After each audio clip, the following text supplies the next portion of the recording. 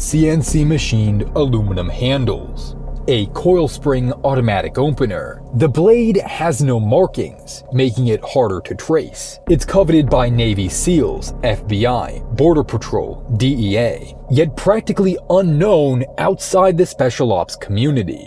This is the story of a blade with no name. It's simply called the Black Knife.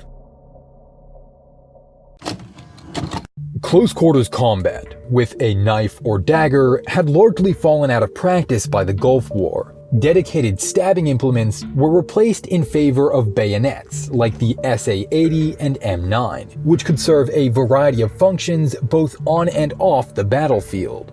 Tactical knives left over from Vietnam persisted among troops through private sale rather than official service issue. But overseas in Largo, Florida, modern technologies were beginning to shape the next generation of edged weaponry. Ron Miller, a machinist famous for his low-tolerance volley songs, began developing a new plunge-lock-operated coil spring switchblade in 1987. The knife's design had several distinct advantages over the previous era of bladesmithing. Thanks to the introduction of computer-aided machining, weaker handle materials like wood and leather were exchanged in favor of anodized 6061 T6 aluminum. The precise milling allowed for these handles to function without needing scales or liners, reducing both the weight and complexity. Screw hardware replaced the traditional fixed rivets for easy maintenance and repair. Finally, the entire automatic mechanism was comprised of just two springs, one inside the plunger that locks the blade open and closed, and another coiled inside the tang of the blade. This incredibly simple engineering gave it reliable and powerful operation. Miller teamed up with local knife maker CO.AG to refine his design, with the hopes of marketing it to soldiers stationed nearby at the Homestead Air Force Base. AUX, a former firearms salesman, had contacts throughout the defense industry that could get this knife into the hands of special force teams around the globe. And misfortune was on their side.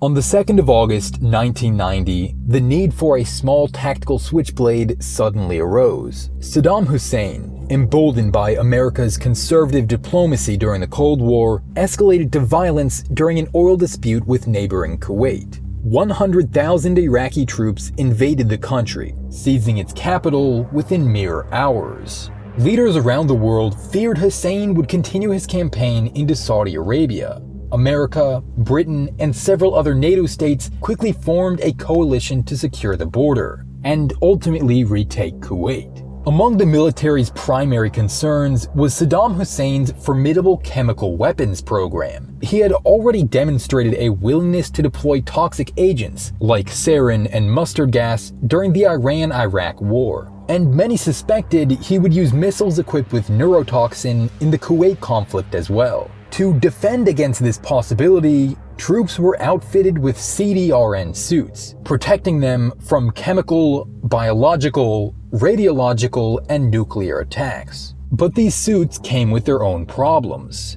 They were thick, bulky, and tedious to get in and out of. The military needed a way for soldiers to escape their suit if they became injured or contaminated in battle. They needed a knife that could be deployed quickly while wearing gloves, and one that was small enough to cut through a suit without injuring the man inside, something the awkward M9 bayonet could never have managed. The US Navy ordered a batch of 5 black knives to test for this very purpose, under the title Emergency CBR Suit Cutters. There was, however, some debate as to the actual purpose of the black knife. Switchblades were a controversial item since the infamous Toy That Kills article published in 1950. Many speculated that the Navy's suit cutter narrative was a PR cover-up to hide the true nature of this divisive tool. The black knife was, from the outset, designed as a tactical blade, capable of firing open underwater at depths up to 60 feet, something far outside the scope required from a suit cutter. Perhaps it was this controversial nature that caused the Navy to reject the black knife. Despite receiving high praise from the SEALs who tested it, the blade was never officially adopted for issue.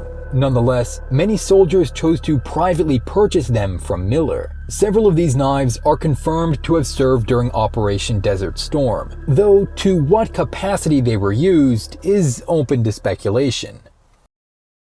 It's hard to quantify the exact impact this knife had on the tactical switchblade industry. After Miller's passing in 1995, AUX would pick up the mantle of sales and development. Several subsequent production runs followed, eventually adding a modified grip surface, pocket clip, and optional serrations, as well as a version customized for the Air Force.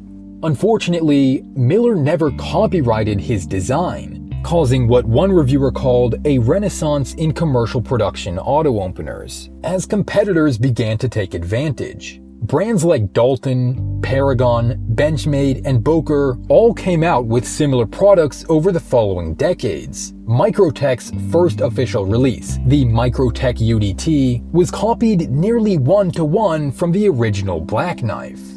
Despite receiving relatively little notice from modern knife enthusiasts, the black knife laid a foundation for some of the most sought-after knives to be built upon. Unmarked, nameless, and obscure, but not quite forgotten. Thanks for watching, and subscribe to hear more knife stories like this.